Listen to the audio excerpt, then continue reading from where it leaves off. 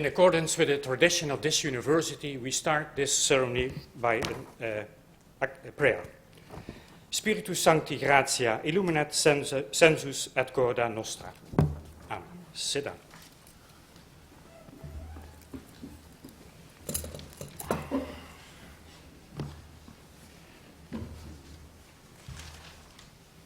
Ladies and gentlemen, good afternoon and welcome to this academic ceremony in which Frederik Mulder will defend his doctoral thesis.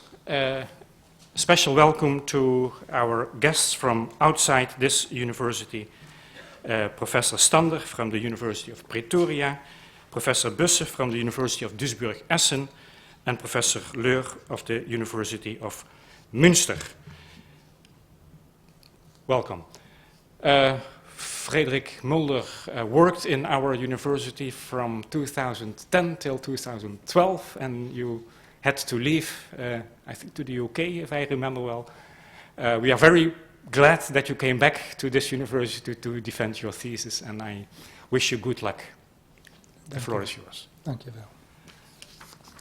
With the permission of the Council of Deans, and in order to obtain the degree of Doctor from Radboud University, Nijmegen, I would like to defend in public my doctoral thesis entitled Reception History and the Interpretation of New Testament Texts, Eating and Drinking in the Resurrection Body, 1 Corinthians 6 verse 13a and Luke 24 verse 41 to 43. This thesis tests the claims that a reception history approach within New Testament studies can assist in evaluating and judging interpretations, identifying unresolved problems, asking fresh, new penetrating questions, and providing the materials that help us journey on the continuous quest for theological truth.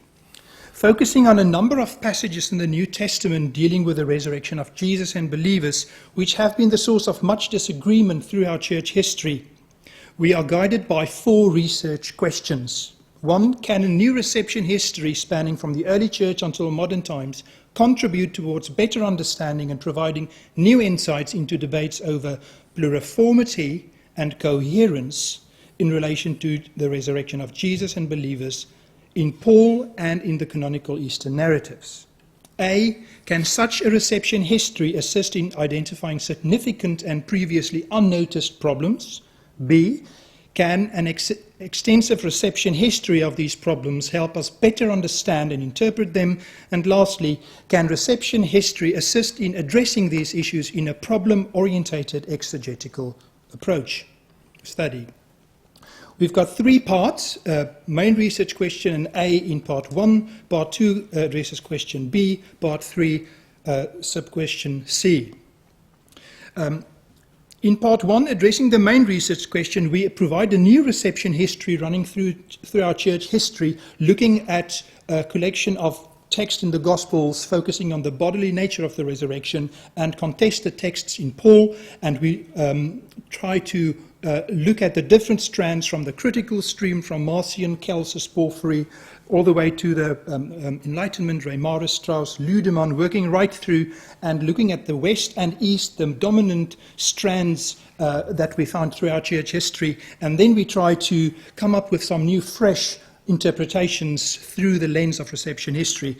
And we come up with 2 dominant streams. The one very well known in Enlightenment scholarship is the idea of a spiritual resurrection in Paul that evolves over time to a physicality in the Gospels where Jesus can eat fish or be touched by Thomas and so on. Fairly well known, this critical view. Then we identify 2 new strands within 21st century scholarship, where on the one hand the pluriformity and diversity in Paul and the Gospels are celebrated and respected on the one hand, and at the second, in the second place, they argue for some coherence within the diversity. An empty tomb probably implied in 1 Corinthians 15:4 with the Gospels, the summa pneumaticon in the Gospel, in Paul, and the spiritual resurrection body and flesh and blood not inheriting the kingdom of God is not necessarily contradicted in the Gospels due to some recent scholarship. And then also the appearance to Paul in the Gospels, at some level there is some coherence within the diversity. Based on this coherence within the diversity that we analysed in part 1. We discovered in our reception history study the figure of Porphyry, the Platonic scholar, who put a challenge on the table we haven't found addressed through our church history. So what we did, we looked at this challenge, 1 Corinthians 6:13, food is for the stomach for food, God will destroy both it and them. That is said to be contradicted by the risen Christ being able to eat and drink. That spiritual evolution into physicality is then brought to the surface, and then what we try to demonstrate is how this leads to several claims that Luke 24 is either a legend or unhistorical based on this contradiction between the two. Then what we do is we look at a number of additional hermeneutical frameworks of texts that function as support texts for 1 Corinthians 6:13. They are Romans 14:17, 1 Corinthians 8:8, 1 Corinthians 15:44, verse 50, and Luke 20:36. These tensions then, this brings up again then these tensions between a spiritual resurrection in Paul and the physicality in the Gospels. What we then do in part 2 is we have an extensive reception history study where we looked at roughly 20 figures through our church history. The criteria was they interact with these two texts in their work, and that's the criteria we used. We looked at letter correspondence between bishops, early Augustine, later Augustine, development in Origen of Alexandria, Aquinas, right through to our 21st century N.T. Wright and Murray Harris, Catholic scholarship. We've got Gerald O'Collins and a few others that we try to look at. We look at various surprises and development of thoughts and interesting things that reception history helps us to identify. What we also have 3 strands that we try to summarize the trends that we got in the 3 schools of thought that we developed. The most crucial thing is that the critical stream running from Porphyry right the way through to the 20th and 21st century in Markson and Wedderburn is like a golden line that is never really addressed by either the West or the East. We find some shortcomings in both approaches in trying to deal with the West, of course, focus on the physicality. The sarks will rise, which is, of course, not what Paul is arguing. The East would argue for a resurrection body that would be not only like angels, but it could be without sex, it will not be able to eat, and so forth. So we try then to look at the different strands, and then we summarize the problem that we find is that based on 1 Corinthians 6:13, it is argued that Luke 24 is either Porphyry, unbelievable, Jesus pretended to eat, or it's in the later Marx and Wedderburn O'Collins era, it is the legendary antidocetic development, and also it could be playing into this Platonic allegorization of the prophecies of eating and drinking. So this leads to then the most crucial section where we then try to address the difficulties and complexities we've unraveled in our reception history study with a reception history informed problem-orientated exegetical approach. 4 key issues. The first one, we look at several parallelisms and we looked at about 7 or 8 reconstructions, and we discovered that neither structural analysis or historical background studies have provided definitive answers for the complexities of the problem we are facing. Then we looked at Corinthian slogans in 6 verse 12 and 13. We did a history of interpretation, and then we looked at several Greco-Roman backgrounds. Could it be Paul, that is his own theology being misapplied? Then we got to verse 13, food in the stomach for food. The most crucial bit was, where does the slogan stop and where does Paul start his response? And the key in this has been the conjunction de.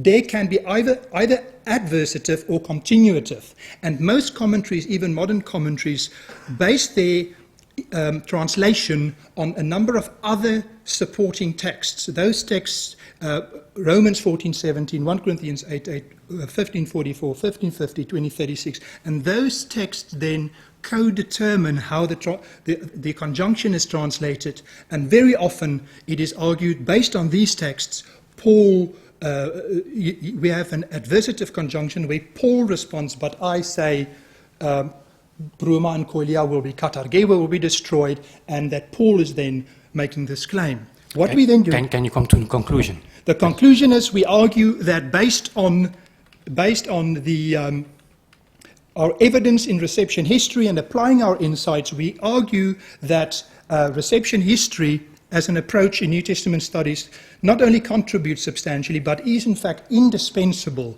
for evaluating and judging interpretations, identifying unresolved problems, asking fresh new penetrating questions, and providing the materials that help us journey on the continuous quest for theological truth. Thank you very much. I now give the floor to Professor Mulder, who was the chairperson of the manuscript committee. Dear candidates, first of all, I want to congratulate you with the completion of your opus magnum, very voluminous, really magnum. And I had the honor to be the chair of the commission which had to evaluate your thesis. And fortunately, I was joined by two eminent scholars in the field of exegesis abroad, Professor Stender from Pretoria and Professor Busse from Duisburg, Essen. And so we had no doubt that the manuscript is worthy of academic defense as a PhD thesis at Radboud University. And so the manuscript as such will be beneficial for your reputation as well as for our institution. Some of your statements struck me immediately.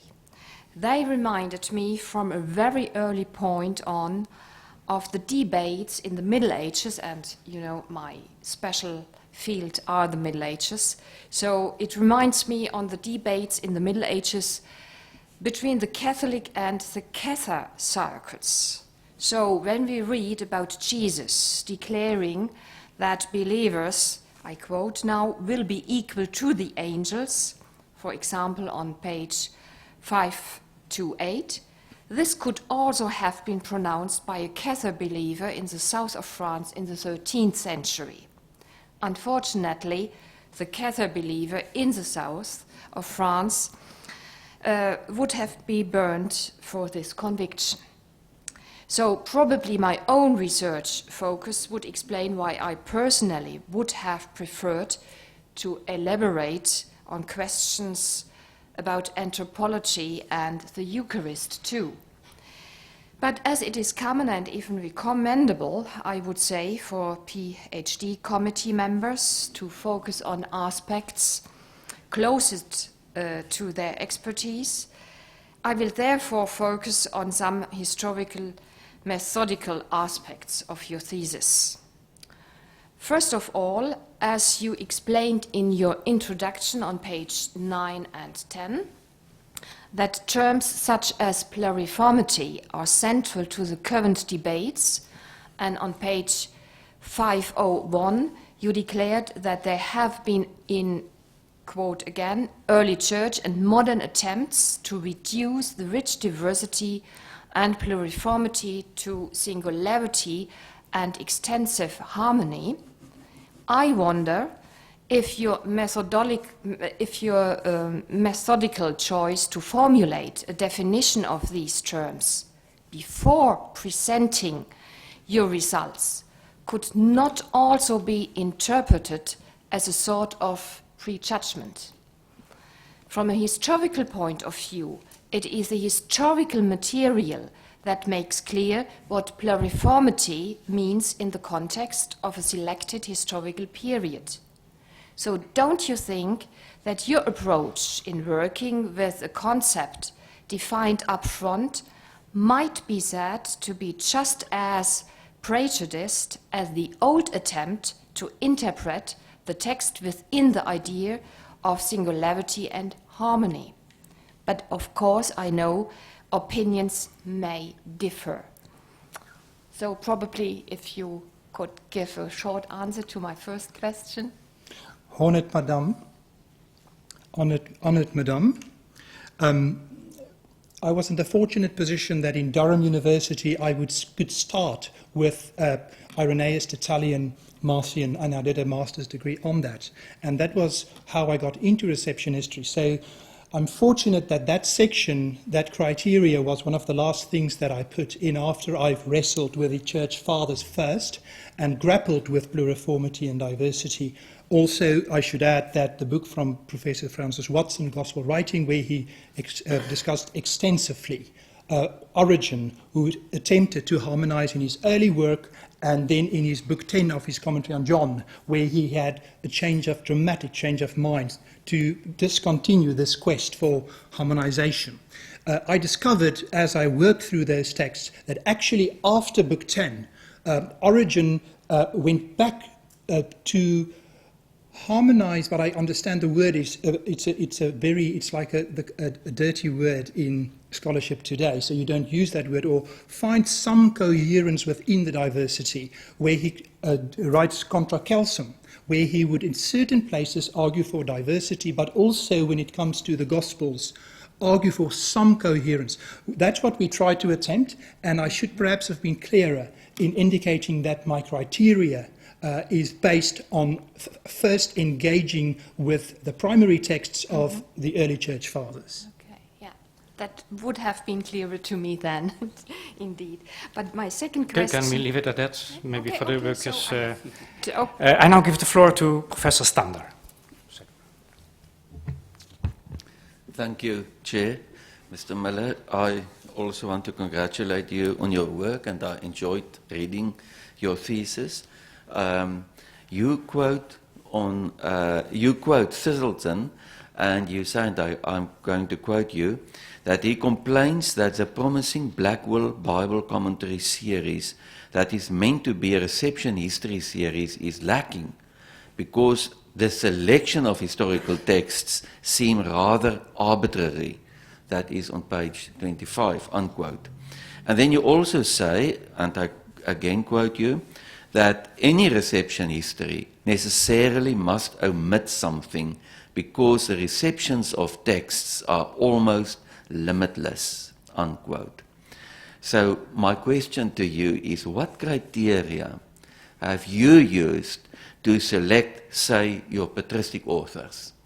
I know that you say on page 82 that you focus on theologians who have actually dealt with 1 Corinthians 6 and Luke 24, etc., in apologetic works, resurrection treatises, commentary, sermons, and letters.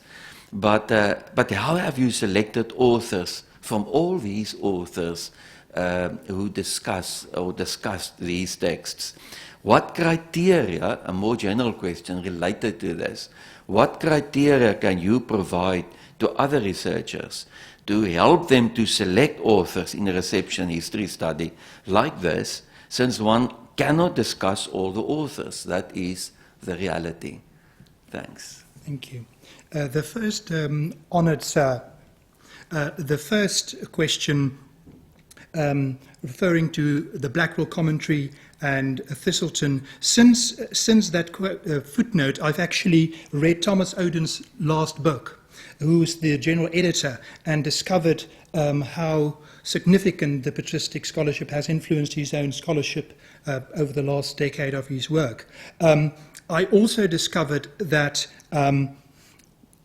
due to the nature of reception history and art, poetry, letter communication, music and things, it is true that there is currently no criteria that is accepted by New Testament scholars who work with it. Everybody articulates their own methodology and their problems. I think what happened in this case is instead of starting with the texts like in New Testament scholarship, I started reading patristic primary texts, started with Irenaeus. I worked on related texts on the resurrection, and as I read through those texts, I discovered interesting things happening in 1 Corinthians 6, verse 12 to 20, as I read Irenaeus, Tertullian in their debates, and Marcion and how they treated the body. That was a thematic thing that I worked on in Durham, and then that developed further, and I decided, and then with some correspondence with a PhD friend in Cambridge who didn't finish a PhD on 1 Corinthians 6, verse 12 to 20, he gave me some further things to read. And then I discovered one day in the library, between the dust books, a quote from Porphyry, where he said, this blissful resurrection state with a body in Paul that cannot eat and drink, and Jesus can eat and drink. And then I started to look at indexes of patristic scholars that we've got available in Cambridge to see who actually, in what we've got available. It's got 1 Corinthians 6, verse 13a, because there's lots on 13b and 14, lots. But that text, and at the same time, in some of their work, wherever we've got Luke 24, verse 41 to 43. And then what I did, I went through, tried to comb through patristic scholarship, what we've got available, and literally took the ones that there's something in both of them. And I used the same methodology. I found it in Aquinas. The cantinas make it a bit more easy, but also difficult because cantinas just sort of copy what has been said before often. And then I went to the Enlightenment and discovered how scholars have I try to hunt for as many as I can. In my methodology section, I probably looked at more than 50 recent resurrection volumes, and also try to go back about 100 years. And I discovered in the vast majority, there's absolutely no reference even to 1 Corinthians 13, verse 13a. So I tried literally to choose those ones where there's something. The second thing what I would probably recommend as a New Testament scholar is, I think for too long we have, since the Enlightenment, worshipped the claim of the quest for objectivity in our exegesis. But every 20 years, if you look back, you see how things develop and change. And for me, it was quite a revelation to go back to the early church, to wrestle through the texts, Augustine, how he changed his mind, Origen, right through. And now it's so wonderful to see how scholars in the New Testament is actually discovering some new things that we incorporate in our discussions. Also on anthropology, if I could have said, I did have a section on that in an experimental excursion, where then every time when an issue is brought up, I go back, do the circle through the reception chapters, and then try to bring in some fresh insights. And I discovered in that way several recycled bits in commentaries, and reading these church fathers just brings up some dimensions, and I think which will be really worthwhile for future commentaries. But unfortunately, there's not a set criteria for reception history. Some scholars focusing on Gadamer and Joas argue the philosophical postmodern things of deconstruction. There's that school of thought, but we also have Ulrich Lutz, Dale Allison, and some recent scholars who use reception history as a process of learning as we go on and arguing better as we go along. Not absolute truths, but better and improving on what has been known before. And that is what I think would be worthwhile for future New Testament scholarship. Thank you very much. I now give the floor to Professor Busse.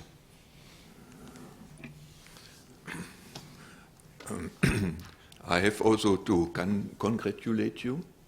I read your book with delight, but sometimes there are questions open. I quote you on page 70. Porphyry not only mocked the Christian claim that Jesus rose from the dead, he did so on grounds that there is a contradiction between a blissful and spiritual resurrection body that cannot eat and drink, and a Jesus who ate and drank after his resurrection. You repeat this statement 3 times. Therefore, it must be for you very important. My question aims at methodology. Is his marking of contradiction a legitimate method, and did he apply it on other non-Christian texts? Honored Sir, it is indeed significant for my research, the problem that I identified, because I find a significant lack of attention to it in scholarship. So I was very energized to go on a quest, if you may, to try and see how this has been dealt with and not dealt with, and what it resulted in. And it's like an snowball effect that I felt by the time that we've got Markson and Wedderburn bringing up the issue. Even the eminent Professor Wright and others did not, to some extent, I think, have the arguments to address this issue. So it was for me, of course, also an existential issue to address. Whether contradiction is also, of course, a very loaded word in New Testament scholarship. There could be surface contradictions, there could be significant contradictions that create significant diversity. And there is, of course, then a debate in that as well. We tried to address that in our chapter on origin, where we've got an excursion with Francis Watson's view of harmony contradiction, where we try to argue for a nuanced position where we allow significant diversity, development in Paul. The early Paul expected to witness Christ. Later on, the same Paul would argue that I will not be able to. Several developments, and development within scholars, like N.T. Wright. The early Wright would argue we'll go to heaven when we die. The later Wright would say no, heaven will come down. There's significant development, so there should be ample room for diversity. But I think what was significant in the study was that this alleged contradiction has been used by especially some critical scholars to argue that on the basis of 1 Corinthians 6:13, we make a historical judgment that Luke 24, verse 39 to 43, must therefore necessarily be some kind of an anti-docetic later development. So we were trying just to argue, is there persuasive evidence that could counter this claim of contradiction, which results in this, which we would say goes beyond the diversity which we want to argue for. If you could just repeat the second question, Professor. Did he apply this method to other non-Christian texts? Professor Bisser, my knowledge of Porphyry unfortunately is limited. I am aware of his work on the Book of Daniel, where he argued for a much later dating, which is today, I know, the common view in some scholarship. That would be the extent. I did have a look at some of the fragments that we have available on what he's done, but that would probably be for a second research project in the future. Maybe to clear this question, you have to look to Pauli Visova in the supplement volumes. Then you can find that Porphyry argues against the Pythagorean literature and wrote a book about this, but it's only exists in Arabic. Oh, that's interesting. And the translation and so is in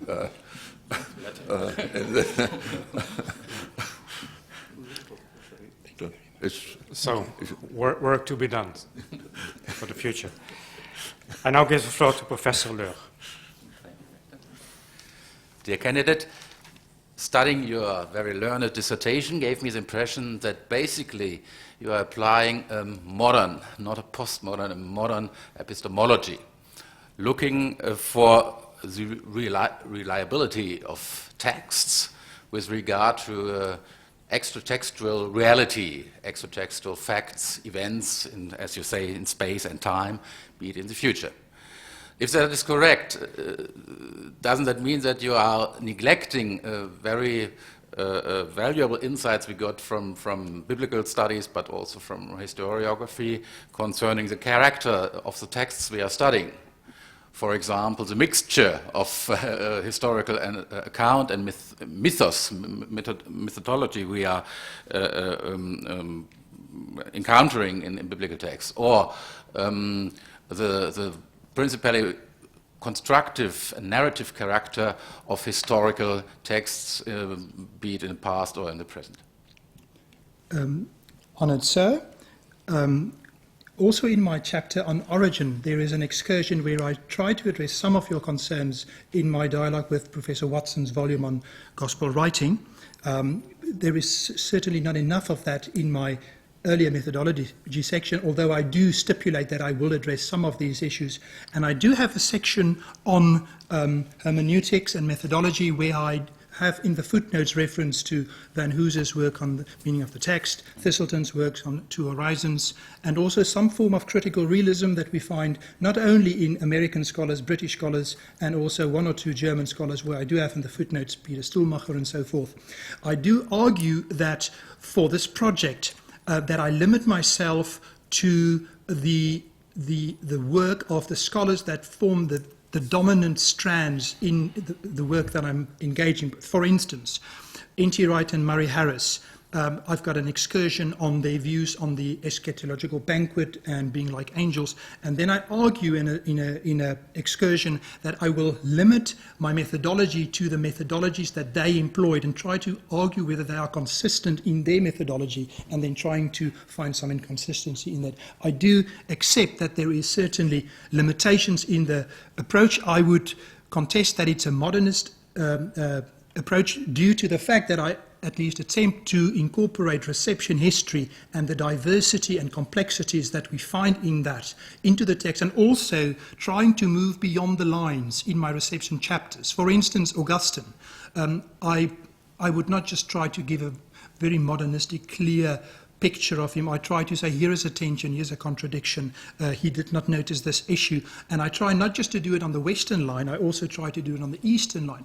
With the interesting result that, for instance, 1 Corinthians 8 verse 8, the neutrality of food and so forth, is used as a hermeneutical foundation for exegeting 1 Corinthians 6:13. Very often the Eastern strand of exegesis relies on 1 Corinthians 8:8 to argue for a resurrection state that is without eating and drinking.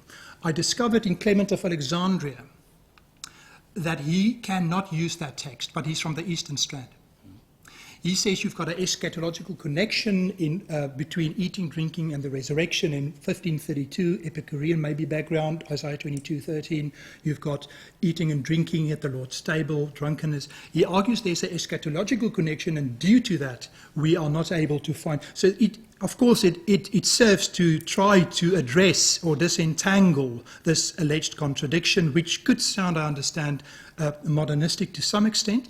I would want to suggest that the outcomes of the study is not necessarily in the exegesis and the answers provided for the problems, but the methodology or approach that we articulate in the beginning, that it opens up new questions, fresh new insight, problems, and it can assist, and this is crucial, the journey of quest for truth. It is not we've arrived there yet. It is always on a spiral where we want to argue better, but we always have to keep that in a provisional state in the academy. Another one? Yeah, you yourself are referring also to Jewish texts, for example, First Hannah, Enoch, and I wondered whether one could learn one important thing from texts like the Book of Parables, that eschatological imagery does, even within one given book, is not necessarily consistent in itself. What do you think about that? And wouldn't that challenge your approach to look for kind of consistency? Yes. I'm very thankful that you use 1 Enoch as an example, because I haven't studied the book in detail, but 1 Enoch in particular maybe we could compare it to a book like 1 Clement, for instance, which I've worked through quite thoroughly, which is interesting texts where there is so much diversity and conflicting voices that there is serious consistency issues. I would want to place myself, at least at this stage for this study, within the group of scholars who argue for some form of consistency, for instance, in the Apostle Paul. But also, I wrestled really a lot on the first section of the book, which was first a prolegomena, which I changed into a different kind of reception, where I really wrestled with pluriformity, diversity in the Gospels, let alone the Gospels among themselves, and then adding Paul to it, which, of course, is an incredibly complex thing to do in a PhD. I recall N.T. Wright saying recently that we need more big picture PhDs instead of one little text and digging deep, which of course is important. That of course is what happened, and that's what has also, I think, made the project so much longer. But I do think that pluriformity, diversity, different voices, different angles should in fact be not just accepted but celebrated. But I want to argue that there is some unity within the diversity. Eminent scholars like James Dunn has argued that. We've got a number of other theologies of the New Testament. There's a long tradition in Germany. Bultmann did one, Uri Schneller did one, and Professor Hahn and others have done that as well. We know it's contested. Not everybody thinks it's possible, but at least I think there is place for that approach within the Guild of New Testament Scholarship. Thank you very much. And now give the floor to Dr. Den Dulk. Yes, dear candidate, let me begin by echoing the sentiments of my colleagues here and congratulating you on this massive piece of work, an important milestone. It's clear that a great deal of painstaking work went into it. So congratulations. I'd like to ask you a question about textual criticism. I was a bit surprised to see that in a study that deals so exhaustively with a number of New Testament texts, there wasn't a great deal of interaction with the textual evidence. That's surprising to me for two reasons. The first is that the textual evidence is itself, I think, a very interesting part of the reception history, right? The evidence that we find in our manuscripts can tell us a great deal about how texts were read and understood in later centuries.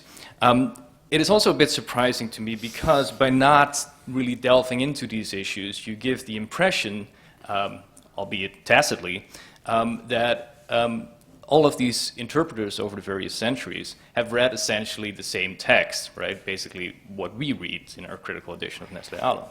And that, of course, was not the case. To illustrate that with just one small example, in Luke 24:42, so one of the main passages that you discuss, Jesus is not only given a piece of fish, but also a honeycomb in, according to a lot of manuscripts, right? So this becomes part of the Textus Receptus, becomes part of the Vulgate. So many of the authors that you discuss actually read that as part of that text. It's certainly the case for Clement, Tertullian, Athanasius, and maybe some others as well. And that's not, I think, irrelevant to the question of how these texts were interpreted, because this honeycomb is often seen either as part of sort of Eucharistic imagery, in which case it would shed light on the heavenly banquet question that you deal with, or some see it as sort of the food of immortality, the food of angels. A recent essay by Kevin Sullivan argues that this is included to depict Jesus' body as the body of an angel. So I think it's very, very relevant to the kind of questions that you're asking. So my question is, why the decision to exclude or not really delve into, to any great extent, the textual evidence? Thank you. Honoured sir, I did in fact refer in my reception history chapters in the footnotes to the honeycomb at least 2 times, if I recall correctly. I will not be able to give you the exact page. I can give that to you afterwards if you want them, where I did indicate that the honeycomb was added later. And also, I was of course also tempted to include that in my eschatological banquet section later, but out of principle, knowing that our earliest manuscripts do not contain that reference, I had to pass that opportunity by. I do acknowledge that indeed reception history of texts is significant and important. There just was no space for it, and I do acknowledge that I could have added at my methodology at least an explanation that this falls out the scope of the study, but at least I think I did when it came to the crucial issue of the honeycomb in Luke 24, verse 42, I did acknowledge that in some of the footnotes. Right. Well, that's just one example, right? I mean, it's more of a methodological question. I mean, we could also talk about the pneuma and the phantasma variant in 2437 and various others. And it's not so much the issue of like what was the original text, right? But what was the text that your interpreters were reading? Yes. That I think is very significant here. I think in the early part there is at least also 1 or 2 references to Marcion's role in what's been going on, where I do try to make reference to Tertullian alleging that Marcion changed the sarcophagus, the flesh and bones, and that I do interact with Judith Liu in a recent volume on Marcion, and the reasons behind possible redaction, but I also try to be cautious, having some textual criticism colleagues where I'm from, that you should always be very careful when you make claims about Tertullian's texts and Marcion's texts, but I fully agree that I could have added more. But I think I do also have a section on the excursion on the eschatological banquet in Luke 22, verse 16 to 19. Joachim Jeremias has done some work on there. There is some important textual critical issues, verse 19 and 20 as well. I do have that in the footnotes, but I acknowledge that I could have been more systematic, bringing in that important aspect of textual criticism. Thank you. Thank you. I now give the floor to Dr. Ackermans. Thank you. Dear candidate, dear promovendus, I appreciate your work. You've done a very good job. I learned a lot from your book, but during this academic ceremony, I have to question your statements and to test your qualities in academic rhetoric. Well, I'm a historian, not an expert in the field of exegesis. I do share your firm belief, of course, that historical methodology, in this particular case, the approach of reception history, can be a valuable instrument in exegetical research. So you have warmed my heart, Mr. Mulder. I'm on your side. It's a comfort to see that our dear neighbors in faculty, bless them, are convinced of the relevance of the historical profession and will pay tribute to the historiography in Christianity, and especially to those who labor and toil night and day in order to bring treasures from what is old and new. There are several methodological difficulties in your work from a historian's point of view. You're an exegete, I'm a historian, but as you are writing your PhD thesis in the field of theology, well, you might get a question about your historical methodology, especially because it's a part of your title. Some of these questions have been addressed by my learned colleagues at this very occasion. My question refers to your approach of reception history. Your line of argument suffers, as I may say so, from anachronism. In historiography in general, dealing with issues of causality in the past, what's the cause of this and that, chronological order is almost sacred, but you do not seem to agree. You seem to gather all the voices from the past, all exegetes, living and dead, for one plenary meeting. There they are, Irenaeus, Origen, Augustine, Eugenia, and you seem to tally them, to count them in fives for confirmation or for rejection. Well, are these exegetes to be considered as authorities? Because that would give a particular view on the relation of the scripture and tradition. But if an accumulation of authorities, does it contribute to the power of the argument? There is, apart from any possible doctrinal similarity, a historical dependency which can be reconstructed by plausible research. Dependency is what counts, not just a similarity. If Thomas Aquinas does not agree with Origen and Clement on a particular theological issue, he is not in any dialogue with them, and he is not with you, I would say. If this type of anachronism is allowed, is there any objection against statements like Moses agrees with Paul or Isaiah confirms the book of Revelation? That is my question to you, Mr. Mulder. Honored sir.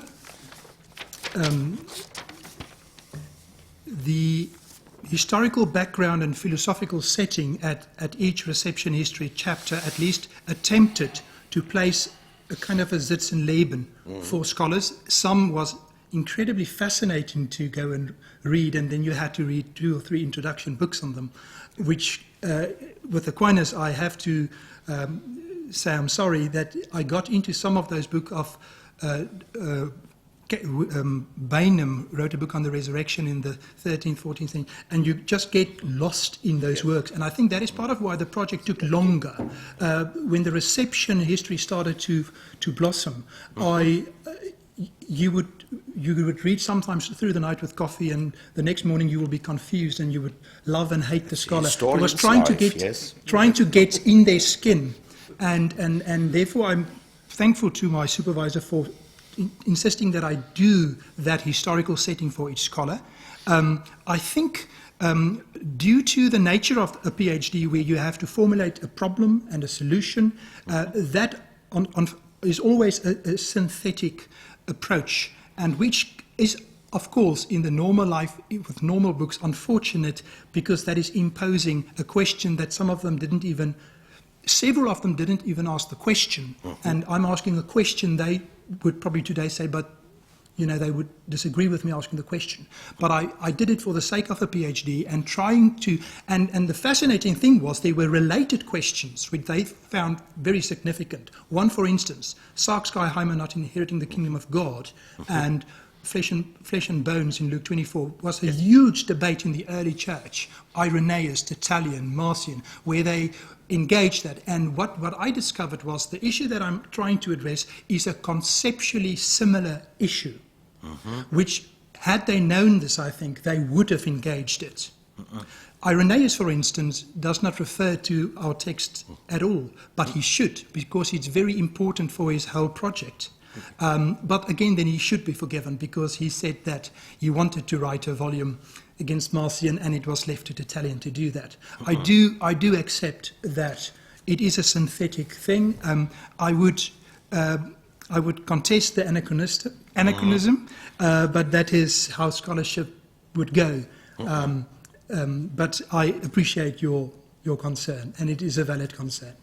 Okay, thank you. Okay, thank you very much. We have still 10 minutes to go, so I return the floor to Professor Müller. Short question, please, and short answer. Yeah, good try. Okay. Theologians, exegetes, as well as historians should beware of stereotypes. One of the benefits of modern discussion is that we handle confessional labels in a more subtle and delicate way than our predecessors.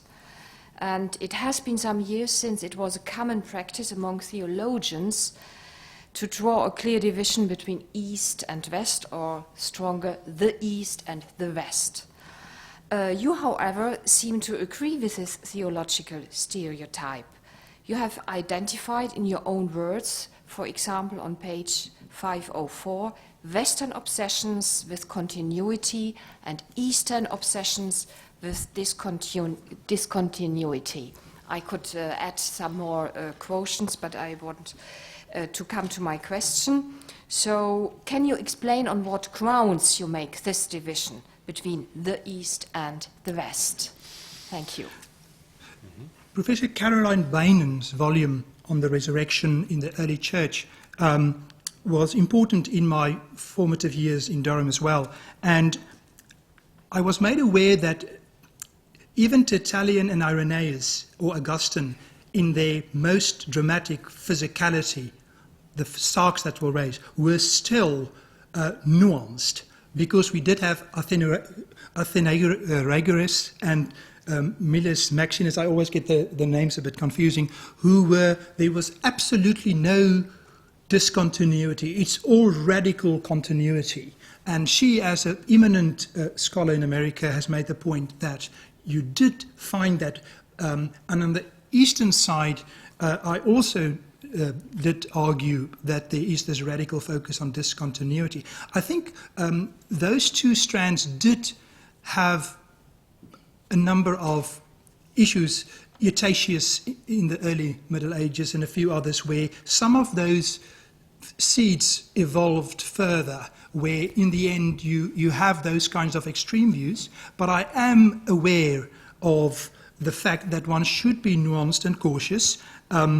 In modern debates, it's very often a very emotive issue about some scholars would argue the sarks will be raised and others would deny it. It has been very much debated. And I was trying actually in my exegesis section, trying to compromise, especially in my section on 1 Corinthians 15:44, where I say, let's find middle ground and argue for both material identity or personal identity, which was dominant in both traditions, and say we allow for both and move forward in our discussions. I could have been perhaps more nuanced about that, but I think there was an attempt to bridge those radical views on that. I am also, of course, very much aware of what happened with these divisions later on. Origen himself, what happened with him, the persecutions and things that happened, having read some of that, and in the Middle Ages, how that all impacted. I read a book from Alistair McGrath on heresy, more popular level, which was very helpful in that. I could have done more to try to bring some reconciliation, and maybe in a future publication I could add a section on that to try and make sure that there's enough nuance in those matters. Okay, for example, if you take Irenaeus, was he now from the east or from the west? It's a very Just good, to take one Yes. example, if Yeah. you handle such a That's strong right. division. That's I mean, right. eh? That's it. Yeah, Lyon is in France, and of course, I think, as you rightly indicate, that in scholarship, saying the West and the East and the Antioch, I've got Chrysostom as an interesting figure, which I discovered at some point, and he was quite helpful for me, where in a sense I found in him a middle way, trying to steer different groups together, not being concerned about some debates. For instance, he did not make anything about flesh and blood not inheriting the kingdom of God, really, or the spiritual body. He focused very much on verse 37, the seed analogy. It was crucial for him. His debate was verse 37, not the others. But he's got an interesting way of dealing with some of these issues, not concerned about the arguments that often. But I do think, especially in 20th century resurrection scholarship, especially, that the polarization has been quite rife. And I think there is more work to be done to try to get more middle ground on those debates. But the exegesis section in part 3, I think at least the section on 1544 and verse 50 is an attempt of reconciliation between what is sometimes traditionally called West, which is not really West. It was just a term used in some church history textbooks 20 years ago, and I would attempt to address that in a future work, if possible. I now give the floor to Professor Stander. Thanks, Jay. Mr. Muller, you give a very interesting background on each of the ancient theologians whom you discuss in your thesis. And it is, of course, because we agree that theologians were influenced in their interpretation by their own background situation. And you also already referred to the Zetzim Leben, etc., etc. And I want to give you a few examples as well. Only two. You say rightly on page 94 that Tertullian practices law for a few years before he became a Christian. So this law background makes him sensitive for Judgment Day and influenced his theology and led him to argue that the body is raised with bodily organs because justice requires the presence of flesh and soul at the judgment Day. So you can see and hear the lawyer speaking here. Chrysostom, on the other hand, he lived a life of withdrawal, an ascetic life, as you show on page 154. And he had much social awareness and was concerned about poverty. And then, as you say on page 160, he is the first of those who have been selected for this study, who argues that the reference to Broma and Coelia means not the natural human need for food or the literal body organs, but gluttony and greediness associated with qualia. So now my question is this. Is it too far-fetched or too stretched or too risky to try to identify the reasons for a theologian-specific interpretation, and that it is actually emanating from the person's own personal background, and also to see the interplay between his or her personal circumstances and the interpretation of this text? And if his or her interpretation is not that objective, because it is actually coming from their own personal background, how valid is it then to use reception history as one of the methods of interpretation, so that we don't impose modern questions on an ancient text? Honoured sir, the interesting thing, if I can just go back to Chrysostom, which I concur, which is interesting also, that he had some problems in his city with some of the... At first he was wanted, and then later on he had problems, and he spoke against some gluttony and some other vices from the aristocrats, and then he was in trouble. Gluttony and things was tremendously important for Chrysostom to address. He was a fantastic preacher, and then he got him into trouble. And I think that is one of the reasons why he is doing so much on those texts where eating, drinking is important in Paul, where he would probably have preached quite a few sermons on them, which we find in some of his things. I do think that if one allows for some form of critical realism, as we are all growing, we are on the way as we learn in our study, there are some hypotheses that has been held for about 2,000 years. There are numerous ones that has changed, but the approach that I have taken in this study is that, in a sense, there is some kind of a salvation historical development in Scripture, which one could get from Kuhlmann and some other scholars who has worked on that. But also, I think, although the canon is closed in a Protestant setting, in a Catholic setting, of course, we have the tradition as well, but in a Protestant setting, even there, we do have some kind of development of better insights as we move on. Had it not been for Chrysostom, who faced these challenges with the courts and with the emperor at some point, we would probably not have had these fascinating new layers of meaning. The defense is hereby concluded. I give the floor once again to the candidate. Having presented this summary of my doctoral thesis, I return the floor to the rector. The doctoral examination board retreats for its deliberation.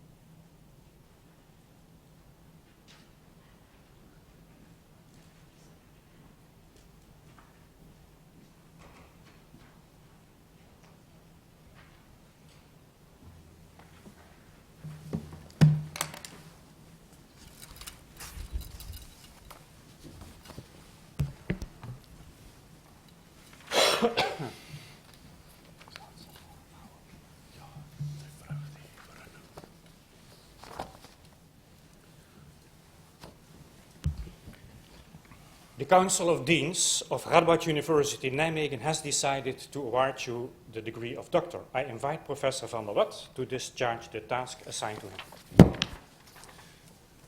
In the name of the Lord, with the power entrusted by law to the Council of Deans, I hereby confer upon you, Frederik, Severus Mulder, born in Bethlehem, South Africa, by the way, the title of Doctor from Radboud University, Nijmegen, to which are attached all the associated legal and customary rights and duties with respect to academia and society.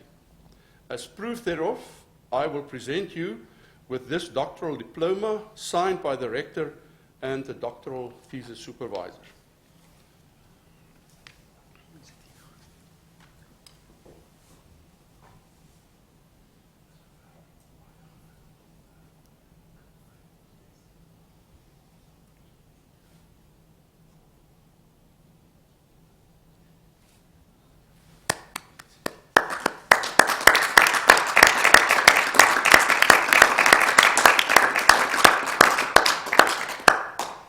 Please sit down.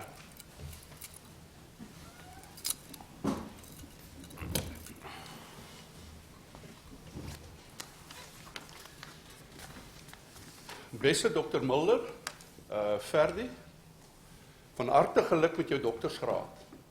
Ons pad saam het lank terug begin en vandag is dit in vele opsigte bekroon. Vandag is nie alleen 'n bewys van jou deursettingsvermoë en toewyding aan die akademie nie, maar ook van jou oortuiging van dit waarin jy glo. Jy het vandag bewys dat jy die vertroue wat in jou gestel is en gestel word werd is. Ek voel daarom ook dat jy vandag so ietsie terug ontvang vir wat jy moes prys gee in Suid-Afrika en dat hierdie mooi doktersverhandeling ook iets van 'n teologiese getuienis bevat. Geluk met jou doktersgraad wat jy grootliks op jou eie gedoen het. Dit is in die volste sin van die woord jou werk wat ook jou persoonlikheid, jou hardwerkendheid, deeglikheid en ondersoekende gees illustreer. As student het jy spesiale eienskappe wat nie alle ondersoekers het nie. Jou begeerte om 'n saak tot op die been deur te dink en hard te werk om alles in die proses na die beste van jou vermoë oop te vlek, het my voortdurend beïndruk. Die oortuiging waarmee jy jou opinies verdedig het jou soms duur te staan gekom. Koester egter al die eienskappe in die toekoms. Nou lê die toekoms as dokter in teologie vir jou voor. Dis 'n moeilike tyd vir teoloë om poste te kry, dit weet ons almal. Jy het egter al gewys dat jy 'n goeie student, 'n goeie dosent en navorser is en in die toekoms net beter en beter sal word. Daarom hoop ek van harte dat jy die geleenthede op die gebied sal kry wat jy verdien. Ek wil byna sê hou moed, die kans sal kom. Ten slotte wil ek ook jou vrou bedank. Ons ken mekaar eintlik nie goed nie, maar ek is redelik seker. Ek moet eintlik sê, ek moes gesê, ek is baie seker, dat sonder haar en jou gesin jy nie vandag hier sou gestaan of gesit het. Dankie Suzette en die kinders wat nou nie vandag hier is nie, vir julle bydrae tot die teologie. Al is dit deur Frederik, jou vriend Jan.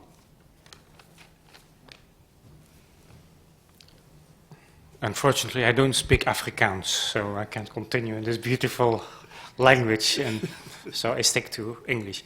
Also, on behalf of the Council of Deans, I congratulate you with your book and the defense and your doctoral degree. And during the defense, you referred several times to points that maybe could be developed further in new articles, and I really would stimulate you to write those articles also in view of your future academic career. So once again, congratulations, and I now would like to end this academic ceremony by a short prayer.